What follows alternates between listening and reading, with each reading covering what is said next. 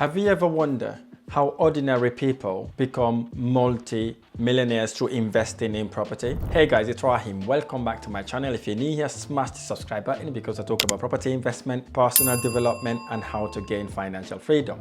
In today's video, I'm gonna dive in the 3 simple ways ordinary people use property as an investment vehicle to become multi-millionaire. So if you'd like to know how to become millionaire through investing in property, I'd advise you to stay until the end because I'm going to share with you all 3 of the ways you could make money and become millionaire and super rich through property investment.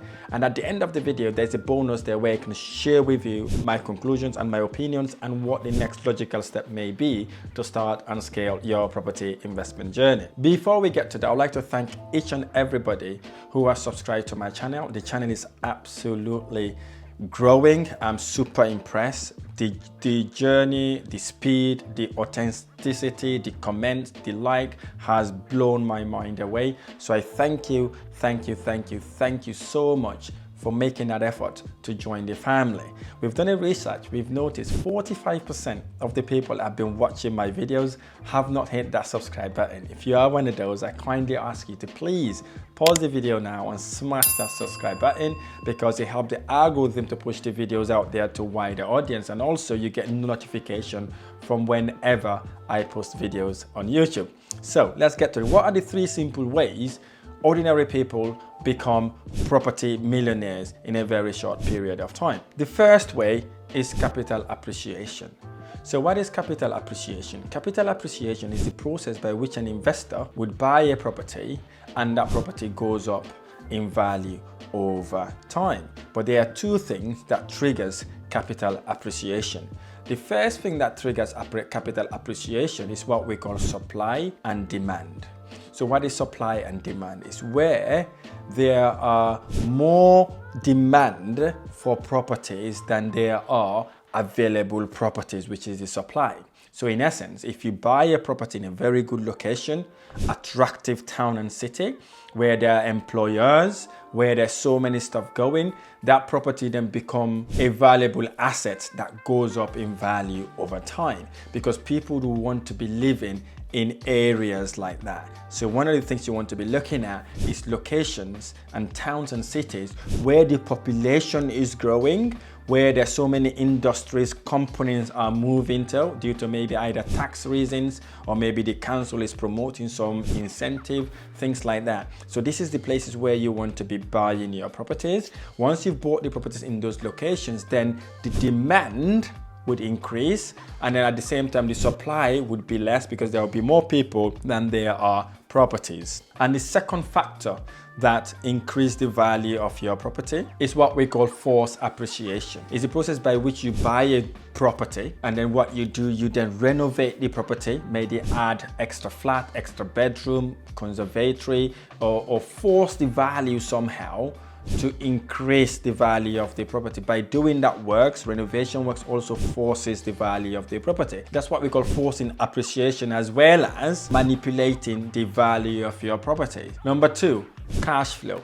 Now, in order for you to make money in property, you need to know how much money that property generates you and how much money are you looking to make out of that property. In order for a property to be valuable investment, it's important for you to know what your figures are. In this example, we are going to assume we've bought a property that has 5 flats within it. We're going to go through this and see how we can force our cash flow in that property to ensure it gives us better return on our investment. So let's get to the spreadsheet. Okay, so basically let's assume we went out there somewhere in the north, we saw a building that has 5 self-contained apartments and we were able to secure that apartment at £450,000. So let's say we bought the property for £450,000. So that would be our initial investment. So obviously the bank would have lent us 75% of that money and we would have put down 25%. So let's say that we bought this property, we haven't done anything to this property, by the way. Okay, what we could then do is to rent the individual flats within this property. Let's now say we rent each of the apartment for £1,000 per calendar month. So we're going to say £1,000 times the 5 apartments. So that gives us a rental income of £5,000. This is normal rental income. In the UK, most apartments are rented this way, but because we want to make the property make a lot money for us, we're going to introduce some other ways that we can bring in income and we can make steady recurring income. So what we could do in this case, we can start charging them for laundry, for washing their clothes. We're going to do a laundry in the basement or somewhere within the property that would allow the tenant within the property to utilize the services and pay us for using the services. Let's say we charge them £50 monthly recurring for using the laundry on the basement.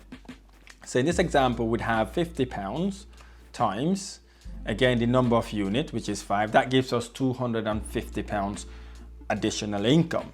Because our property is in a high demanding area with restricted of parking, let's now assume we charge them £40 per month for parking their cars within the courtyard.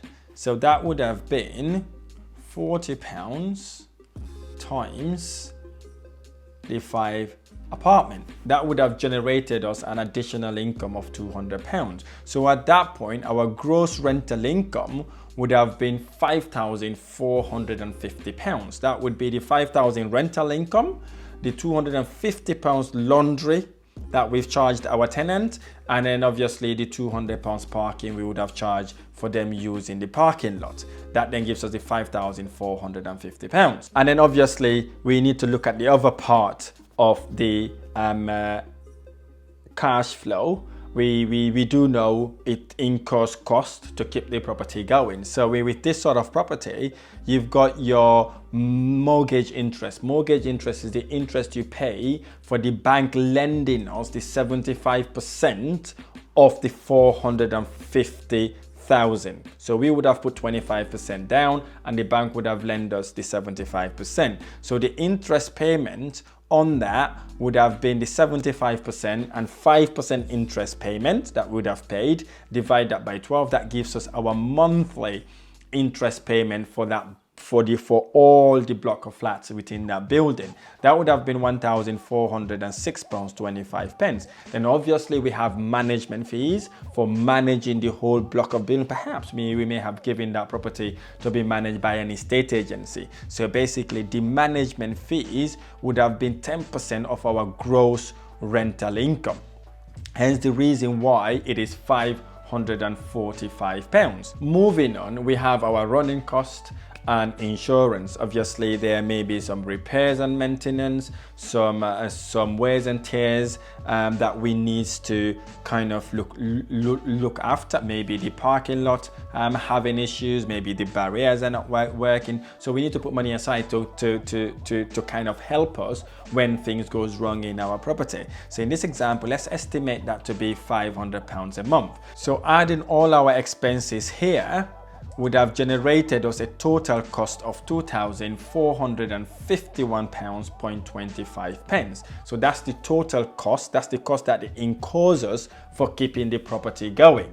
So what we will now do, we will deduct the £2,451.25 from the £5,450, which was our gross rental income. So if you minus that then gives us £2,548.75 net profit, net monthly profit. This is the profit we would have made for renting out the whole block of building in a monthly basis. So if we times that by 12, that would have been £30,585 a year. That's the money would have made, the net profit would have made for renting the property. So that's the second way you could make money by investing in property. You can see now you can buy a block of building that have multiple of units. You then rent those units out, but you just don't rent the unit out. You also kind of find a way to make additional income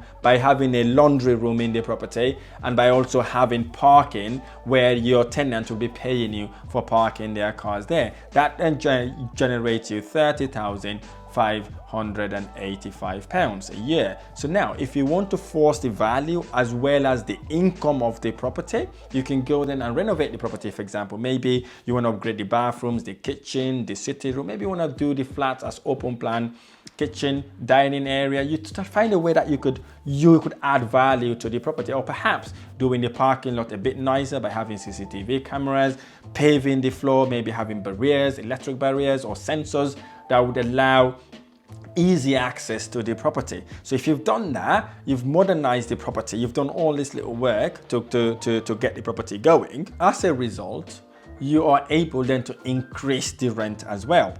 Let's say then we've done all this work and now we're making that much money, but we think perhaps we may make a little bit money, a little bit extra by investing a little bit more in the property to get better return on our investment. This is the forced appreciation I'm talking about here. This is the way you could do it. You can go and do that work. Suppose we've done all that work. We know our property looks amazing. We can then go and rent each flat, let's say for about £1,250. So you can go then, because we've already done that renovation, we would increase our rental income. That way, we can still charge perhaps the laundry the same amount and then the parking the same amount. And that would have given us a gross rental income of £6,700. Then obviously, we know we've got our mortgage to pay, we have our management fees to pay, and obviously we have our running cost as well. Hopefully doing this would have reduced our running cost as well, because obviously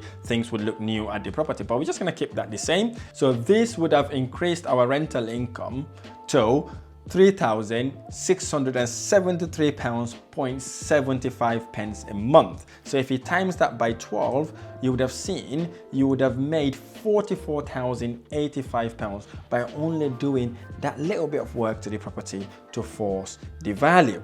But for us to kind of estimate how much value we would have added by doing this work at the property, what we will do is to divide our annual income by the cap rate. In this example, the cap rate is 7%. So now, two things has happened here. We have increased our net profit to £44,085. We have not just done that, we had also increased the value of our property drastically. So in essence, the property has increased in value from £450,000 to £629,785. This would have been an added value of £179,785.71.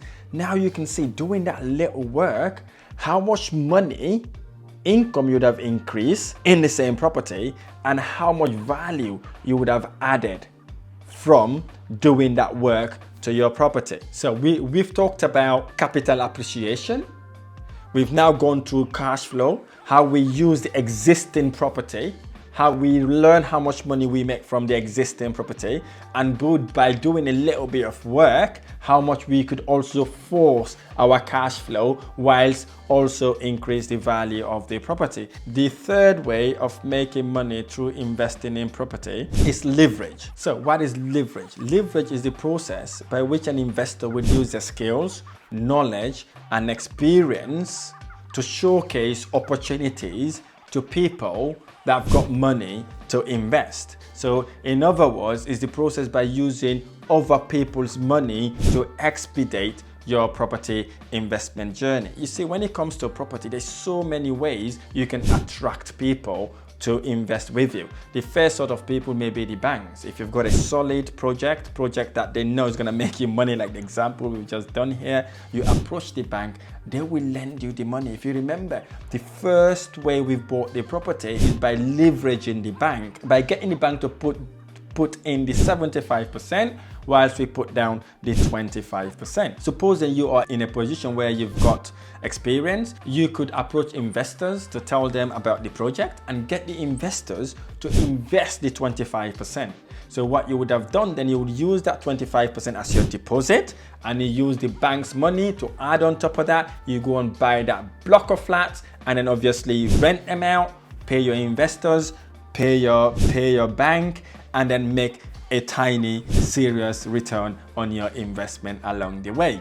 And then the third way also you could use OPM is vendor finance. There are so many properties out there right now that the owners are not able to sell for whatever reason that may be. You can approach these sellers and tell them, look, I'm interested in buying your property, but in order for me to buy your property, is it okay for you to lend me the deposit in order for me to buy the property from you? And believe me, most of these people have got these massive buildings or maybe a pub, a club, something like that. They believe the asset of that property. They're prepared to lend you the 25% to buy the house, and then you pay them that back slowly with interest, of course, in order for you to buy that property. So that could be another way you can use other people's money to expedite your property investment journey. So these are some of the ways you can take advantage of building your property investment portfolio.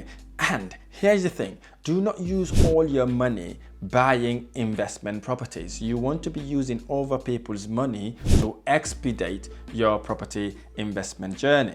Now, to conclude, we've already now know what are the 3 ways to make money through properties that will get you super rich. The first way is capital appreciation. Property prices goes up by supply and demand, and also by forcing the value. We know the cash flow. Cash flow is king. It's the oxygen of the business, is the oxygen of your property investment journey. And we know the third way is leveraging, taking opportunities where they are to leverage your way to success. So to conclude, so the benefit of investing in property, one is what we call inflation hedger. Investing in property gives you the cushion against inflation. Here is why. If you buy a property, it goes up based on inflation. So inflation increases, the value of your property increases. So in essence, it becomes a hedge against any cost of living increase. And also, whilst the debt on the property goes down in value, because the same amount that you would have used to buy that property a couple of years ago will not buy the same property in today's world. So in essence, the value of that loan would have gone down, whilst the value of your property goes up. And thirdly, the rent you would have been charging your tenant also would have gone up, especially if now you're experienced, you know what you're doing, you would increase the rent in a yearly basis to be competitive, to ensure that you're making serious return on your investment. But it doesn't go without saying, look after your properties. Any repair and maintenance needs to be done. Make sure you execute that, you action that, and ensure it's done before it becomes worse. If you're providing parking, make sure you've got a nice, amazing parking with CCTV cameras around it, with barriers to stop people from parking within the parking lot, and indicate the flat numbers in all the parking lots as well to avoid confusion. I hope this video has shined a light and made you understand or aware the 3 ways ordinary people use property as an investment vehicle to become multi-millionaires. If you like this video or any of my videos, smash the like button below, subscribe to my channel for more amazing videos. I look forward to sharing the next video. Thank you.